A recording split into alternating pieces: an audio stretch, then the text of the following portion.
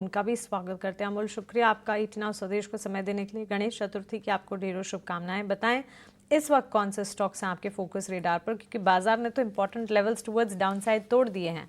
गिरावट में अपॉर्चुनिटी कहां ढूंढी जाए? आई थिंक आज का जो करेक्शन एक्सटेंड हुआ है सो वो थोड़ा सा कंसर्निंग है। बट ओवरऑल अगर मैं देखता हूँ तो पोजिशनली ब्रिटानिया के साथ जाना चाहूंगा। पोजिशनल पॉइंट ऑफ व्यू से देख रहा हूँ 5645 के आसपास हमने पिक किया था, अभी थोड़ा सा ऊपर है। पोजिशनली टारगेट निकल के आ रहे 5900 जो प्रीवियस रेजिस्टेंस जोन रहा है ब्रिटानिया के लिए, और स्टॉप लॉस रहेगा उसका 5545।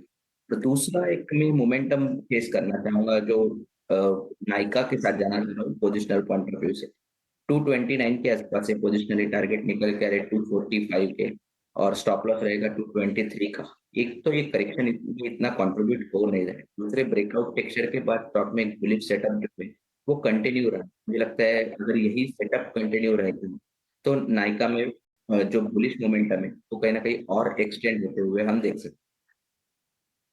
नाइका पर लगातार एक्सपर्ट्स का फोकस है और आज ये दूसरा कॉल है जो कि एक्सपर्ट की तरफ से आता हुआ। अमोल, एक बार आप अपने टारगेट्स दोहरा दीजिएगा नाइका पर। अमोल, नाइका पर आपके टारगेट्स में जानना चाह रही थी। 245 और स्टॉप लॉस 223।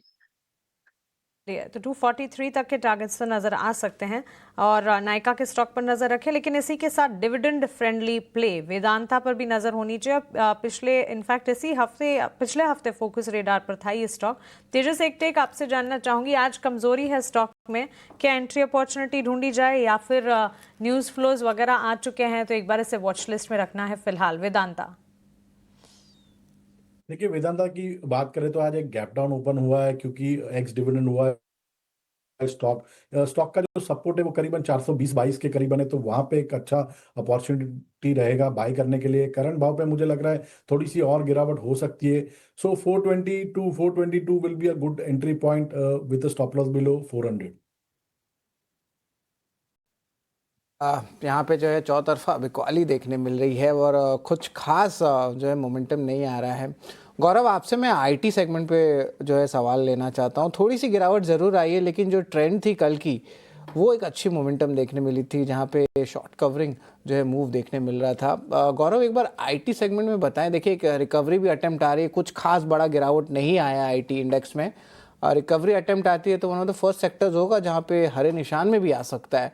तो गौरव, बताएं टेक्निकली कौन से स्टॉक्स आपको अच्छे लग रहे हैं? मिड कैप स्पेस से कोई नाम है कि लार्ज कैप में आपको कहीं पे भरोसा बन रहा है अभी?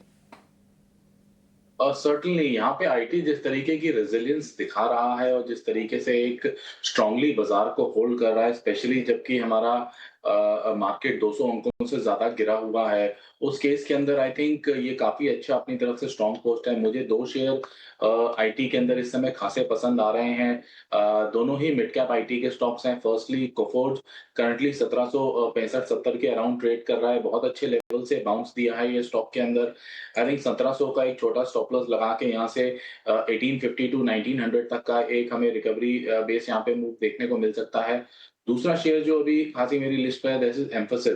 एक कंसिस्टेंट परफॉर्मर, हमें लॉन्ग टर्म से ये शेयर पसंद आ रहा है। काफी समय से हम अपने क्लाइंट्स को भी सजेस्ट कर रहे हैं, तो here is a disclosure also कि हमारे क्लाइंट्स की पोजीशन हो सकती है स्टॉक के अंदर। करंटली भी अगर मैं शॉर्ट टर्म पर्सपेक्टिव से भी देखूं तो बहुत अच्छा वेल प्लेस स्टॉक है, और एक छोटा स्टॉप लॉस रहेगा यहाँ पे भी केवल 2840 के अराउंड का, और 3100 से 3150 तक के लेवल्स एक्सपेक्ट कर सकते हैं इसमें नियर टर्म में।